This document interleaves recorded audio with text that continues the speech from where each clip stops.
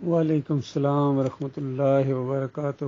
آپ نے سورہ روم کی آیت 41 کے بارے میں پوچھا ہے کہ اس کی ذرا وضاحت کر دیں۔ یہ اوپر کسی نے اس کا وہ ہیڈنگ بھی باندھا ہے کہ ملک میں سیلاب اور تباہ کاریوں کی وجہ، اور نیچے اس آیت کا حوالہ دیا ہے اور ترجمہ لکھا ہے کہ خشکی اور تری میں لوگوں کی بدعمالیوں کے باعث فساد پھیل گیا، اس لیے کہ اللہ انہیں بعض برے اعمال کا مزہ چکھائے، بہت ممکن ہے کہ وہ باز آ جائیں۔ یہ صحیح بات کی طرف اشارہ کیا ہے جس نے یہ پوسٹ بنائی ہے، کیونکہ دنیا میں جتنی بھی یہ مصیبتیں بلائیں آتی ہیں اس کی وجہ یہی ہے۔ دوسری جگہ اللہ تعالیٰ فرماتا ہے لعلہم یرجعون وَلَنَذِيقَنَّهُم مِّنَ الْعَذَابِ الْأَدْنَىٰ دون العذاب الاکبر لعلہم یرجعون، کہ اس بڑے عذاب سے پہلے، یعنی جس کے بعد واپسی نہیں ہے، جس کے بعد توبہ نہیں ہے، ہم اس کو ذرا ہلکے عذاب کے یہ کچوکے لگاتے ہیں تاکہ ہماری طرف رجوع کریں۔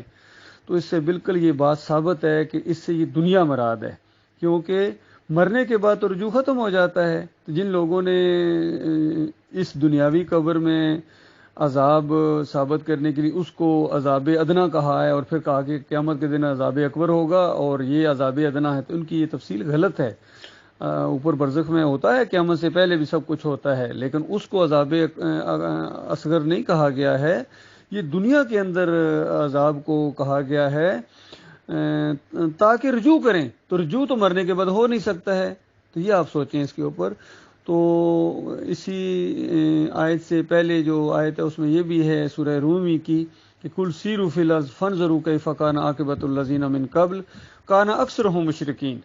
تو پن پوائنٹ کر دیا کہ جب قومیں مشرک بن جاتی ہیں اس وقت اللہ کے عذاب کا کوڑا ان کے اوپر برستا ہے، کہ جب اجتماعی طور پر قومیں اللہ کے ساتھ شرک کرتی ہیں، مشرک بن جاتی ہیں۔ تو آج ہماری جو قوم ہے پوری دنیا میں یہی ہو رہا ہے، پوری دنیا کی عظیم اکثریت، یعنی کھربوں میں کوئی ایک ہو جو مومن ہو، اصلی مومن جس کو قرآن اور حدیث کا مومن کہا جاتا ہے، باقی نہیں۔ ہر ایک جماعت، ہر فرقہ، اب ہندوؤں اور سکھوں اور دیریوں سے کیا گلے شکوے کیے جائیں، یہ اہل کتاب یہودیوں کے اندر شرک آ گیا، عیسائیوں کے اندر شرک آ گیا، حالانکہ نبیوں کو ماننے کا دعویٰ کرتے ہیں، اور بالکل اس آخری امت کے اندر تو پچھلی ساری قوموں سے زیادہ شرک آ گیا۔ یہود و نصارہ نے اگر نطفے کا واسطہ دیا تو انہوں نے براہ راست اپنے نبی کو اللہ کی ذات کے اندر شریک ٹھہرا دیا کہ نور من نور اللہ کا عقیدہ۔ اور یہ عقیدہ پیش کرنے والے کون ہیں؟ مجدد الف ثانی۔ اس سے پہلے بھی صوفیوں نے کیا تھا، لیکن مجدد الف ثانی نے اس کے اوپر سٹیمپ لگائی اور کہنے لگے کہ اللہ کے نور سے صرف ایک ہی ذات بنی ہے اور وہ ہے محمد صلی اللہ علیہ وسلم کی ذات۔ اور پھر عبدالحق محدث دہلوی، ان کے القاب دیکھیے اور ان کی کرتوت دیکھیے۔ عبدالحق محدث دہلوی لکھتے ہیں کہ ہاں بالکل صحیح کہا ہے مجدد صاحب نے، مسئلہ یہ ہے کہ جب نبی علیہ السلام کی ذات کو بنایا گیا اللہ کی ذات سے کاٹ کے تو تھوڑا سا نور بچ گیا تھا، اس سے ابوبکر اور عمر بنا دیے گئے۔ اس طرح انہوں نے نیلے پر تیلے پھینکتے گئے کفر و شرک کے اوپر، حالانکہ یہ نور ہے، یہ اللہ کی مخلوق ہے، اللہ نور کا نہیں ہے، اللہ نور کا رب ہے، نور کا خالق ہے۔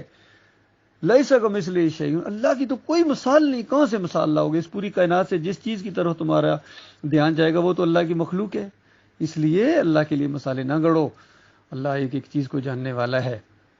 تو اس طریقے سے جب قوموں نے شرک کیا تو اس کے اوپر پھر اللہ نے اپنے عذاب کے کوڑے برسائے ہیں۔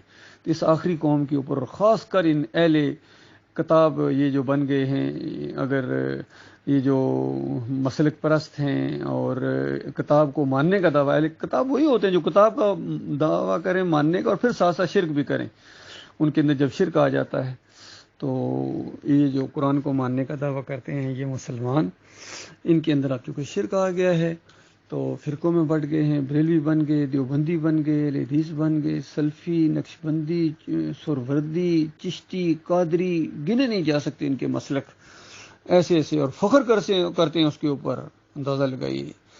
تو ایک لحاظ سے انہوں نے اچھا بھی کیا، کیونکہ جب یہ مسلم نہیں رہے ہیں تو اچھا کیا انہوں نے اپنی پہچان اپنے معاملہ دوسرا کر دیا تاکہ پتہ چل جائے کون سا مشرک. جس طرح قرآن کے اندر مشرکین کی پہچان کے لیے مکے والوں کو مشرک اس طریقے سے کہا جاتا تھا، پھر یہود و نصارہ کے علیحدہ، مجوسیوں کو علیحدہ، تاکہ پتہ چلے کون سا مشرک. تو آج پتہ چلے کہ کس مشرک کی بات ہو رہی ہے، بریلوی مشرک کی بات ہو رہی ہے، یا دیوبندی مشرک کی، یا اہل حدیث مشرک کی، سلفی مشرک کی، یا حنبلی مشرک کی بات ہو رہی ہے، کس مشرک کی بات ہو رہی ہے.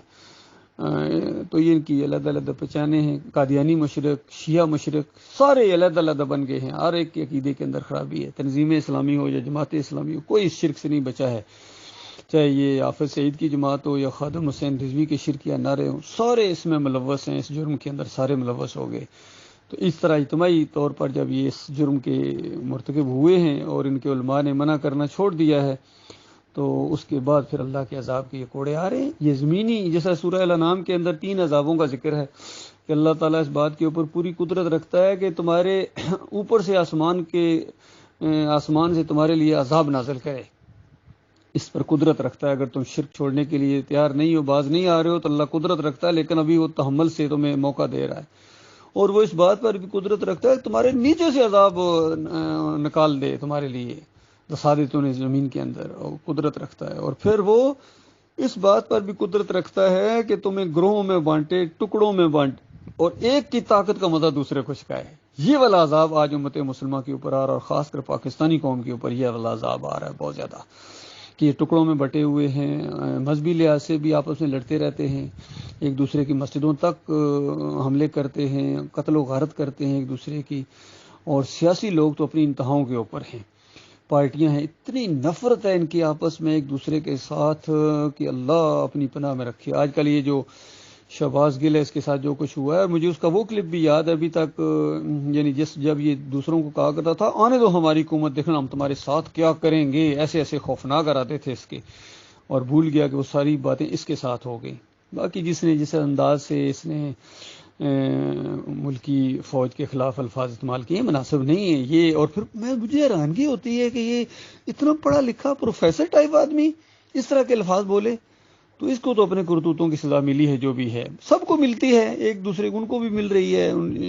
نواز شریف کو تھوڑی سزا مل رہی ہے، شہباز شریف کو بھی مل رہی ہے، سب کو مل رہی ہے، لیکن ان کو احساس نہیں ہوتا ہے. تو ایک طاقت میں آتا ہے، وہ دوسرے کو مارتا ہے، جیلوں میں ٹھونستا ہے، پھر دوسرے کو طاقت ملتی ہے، وہ ان کو جیلوں میں ٹھونستا ہے، مارتا ہے. تو یہ ساری جو سزائیں ان کو اللہ کی تعالیٰ کی طرف سے ہیں، یہ عذاب کی شکلوں میں سے ایک شکل ہے عذاب ان کے اوپر. تو اس کا ذکر کیا گیا اس آیت کے اندر کہ اللہ تعالیٰ تمہیں یعنی پوری طرح قدرت رکھتا ہے کہ تمہارے اوپر یہ عذاب اس طریقے سے نازل کرے. تو یہ بالکل صحیح کسی نے پوسٹ بنائی ہے، صحیح، لیکن صرف ایک اس نے اشارہ کیا یہ سیلاب کی تباہ کاریوں کا. باقی جو فرقہ بندی کی وجہ سے ان کو ایک دوسرے کے ساتھ لڑنے کی وجہ سے جو ان کو دیکھیے عذاب آ رہے ہیں، یہ بھی اسی کے اندر آتے ہیں. اللہ تعالیٰ ان کو سچی توبہ کی توفیق عطا فرمائے. مالک ان کو احساس پیدا ہو، ان کے اندر کچھ ایسے لوگ پیدا ہوں جو ان کو منع کریں. مسئلہ یہ ہے کہ جن کا کام تھا منع کرنا، وہ خود ملوث ہو گئے. یہ جتنے قائدین ہیں، چاہے یہ سیاسی لوگ ہوں، فضل الرحمان جیسے، اور دوسرے طاہر القادری اور طارق جمیل، مفتی تقی عثمانی، یہ سارے اس میں ملوث ہو گئے. چاہے یہ سیاسی ان کے لوگ ہوں، دوسرے شہباز شریف ہوں، نواز شریف ہوں، محمود قریشی ہوں، خود گدی کے اوپر بیٹھے ہوئے ہیں، خدائی کی گدی کے اوپر وہ بیٹھے ہوئے ہیں. عمران خان صاحب کے دائیں بائیں سارے ایسے بد عقیدہ لوگ ہیں، یہ خود بد عقیدہ ہیں، مزاروں کے اوپر سجدے کرنے والے، رکوع کرنے والے. اس وجہ سے اللہ کے عذاب آ رہے ہیں. جمہوریت بذات خود اللہ کا عذاب ہے. جمہوریت بذات خود اللہ کا عذاب ہے، جس کو کہتے ہیں کہ پاکستان کی جمہوریت جو ہے، یہ بقا جو ہے پاکستان کی، وہ جمہوریت میں ہے. اور سراج الحق صاحب نے تو کہہ دیا جمہوریت بہت بڑی اللہ کی نعمت ہے. باقی سارے اسی بت کی پوجا کر رہے ہیں، پالش کر رہے ہیں اسی بت کو. سارے وہ مذہبی قائدین ہوں، وہ سیاسی قائدین ہوں، فوجی قیادت ہو، سب اسی جمہوریت کے بت کے پجاری ہیں. ایک سے ایک بڑھ کر مشرک ہے، اور اس قوم کو شرک کے انجیکشن دیتا ہے، شرک کی تھپکیاں دیتا ہے. اس کو لگے رہو میاں، جب مرو گے تمہاری جان جا کے جہنم کی آگ کے اندر آنکھ کھلے گی، اس وقت تمہیں ہوش آئے گا. یہ کچھ ان کے ساتھ ہونے والا ہے.